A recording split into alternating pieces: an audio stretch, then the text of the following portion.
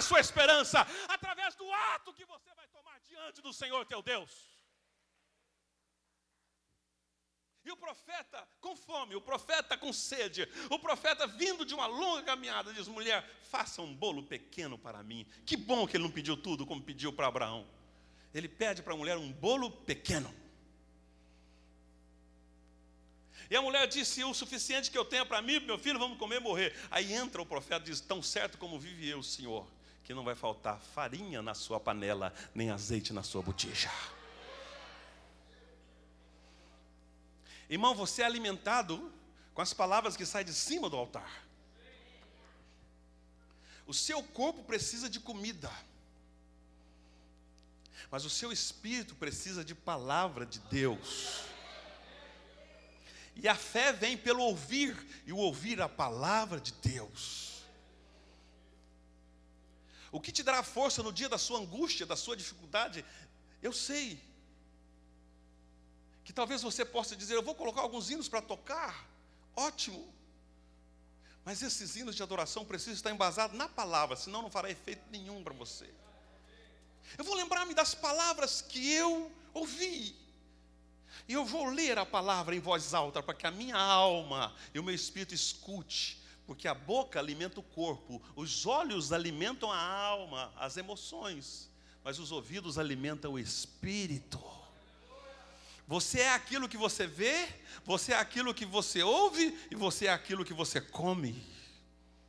Se você está cheio da palavra dentro de você, você pode até mesmo não entender, mas você não faz por entender. Nós não estamos aqui para entender nada. Nós estamos aqui primeiramente para crer, para provar, para experimentar que Deus é o Todo-Poderoso.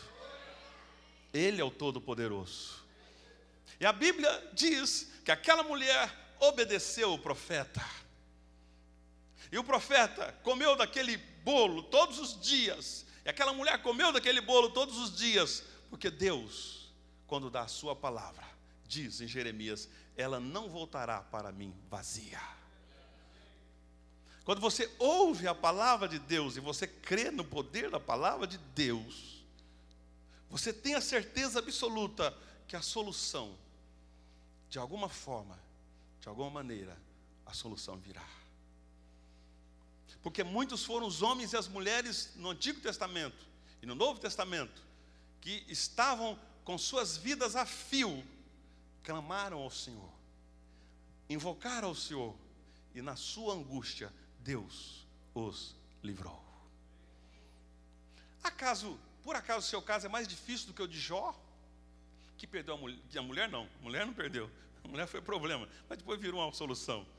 Perdeu seus filhos, perdeu seus bens, depois todo o seu corpo se tornou em chagas. Seu caso é pior do que Jó? Ou o seu caso talvez possa ser pior do que de Jonas, engolido por um grande peixe? Talvez você não acredite nisso. É tão louca a história, ela é tão fantástica e fabulosa.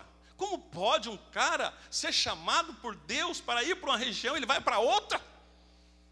Então Jonas já era teimoso desde a infância. A mãe, por certo, mandava ele comprar Coca-Cola, ele trazia Guaraná, porque ele era o tipo teimoso. Eu só faço, é como o pastor fala: vira para a direita, você vira para a esquerda. Pastor, eu tenho o prazer de ser teimoso. E para pastor, eu tenho o dom de não ter dom. Não ter dom já é um dom, pastor. Mas Deus iria tratar com Jonas. Quando Deus diz: vá para Nínive, ele pega o navio para Tarsis. Mas em alto mar,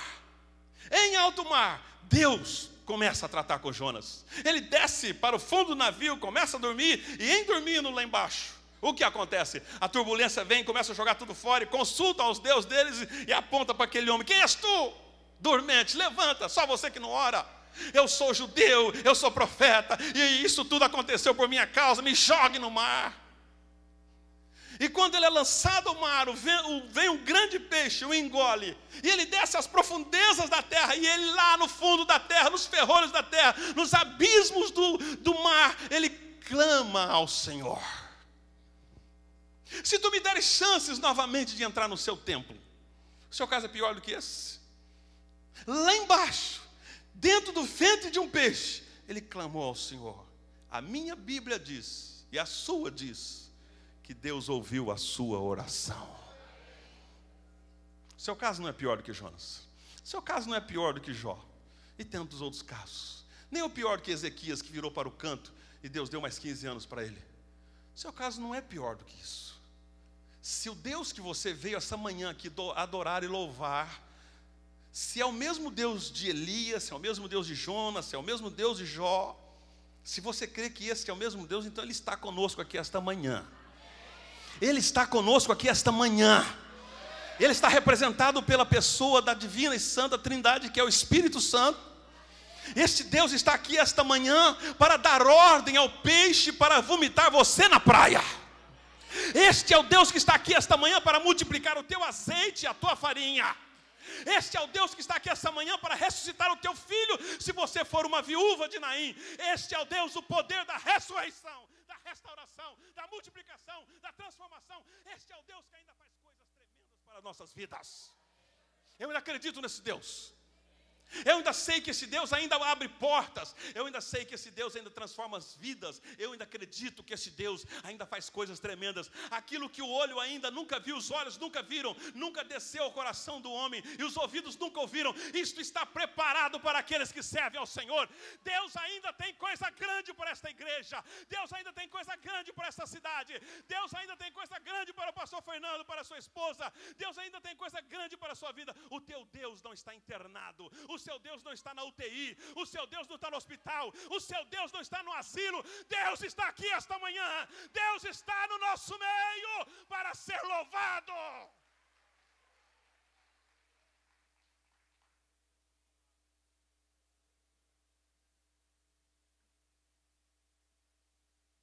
E é interessante que o terceiro estágio de Elias sai da casa da viúva agora e vai para Horebe, o monte do Senhor. E lá, ele tem um encontro com o anjo que lhe dá pão assado na brasa, para ele poder caminhar 40 dias e ter com Acabe. A nossa vida é vida de estágios, e estágios para cima, e não estágios para baixo. Quando Deus interfere em você, quando Deus para você, algo grande está para acontecer. É que se Deus não desse uma parada nessa questão financeira, nessa questão habitacional nos Estados Unidos, todo mundo só pensava em comprar casa. O pessoal estava com muito empinado o nariz. Se Deus não der uma brecada em você, você esquece de Deus. Você acha que Deus é o seu escravo. Deus, eu quero uma esposa linda. Deus, eu quero um carro lindo. Deus, eu quero um marido lindo. Deus, eu quero uma casa linda. Eu quero. O que você diz ao Senhor todas as vezes? O que tu queres de mim, Senhor?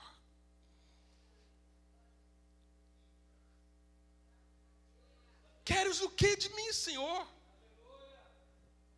O que queres que eu te faça?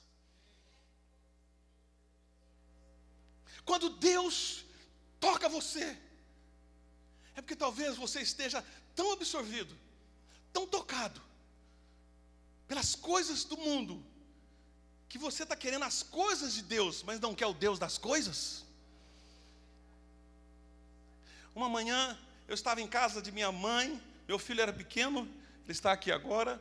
Eu olhei para o meu filho, e no meu pensamento eu disse: Deus, o que será dessa criança? Não sei porque havia aquele pensamento.